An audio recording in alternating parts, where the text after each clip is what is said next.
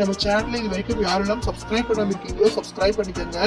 கூடவே bell icon click பண்ணி bell ஐகானுக்கும் பக்கத்தில் இருக்கக்கூடிய ஆல் பட்டனை பிரஸ் பண்ணிட்டீங்கன்னா நாங்கள் டெய்லியும் அப்டேட் பண்ற வீடியோக்கள் உங்களுக்கு நோட்டிஃபிகேஷனா வரும்.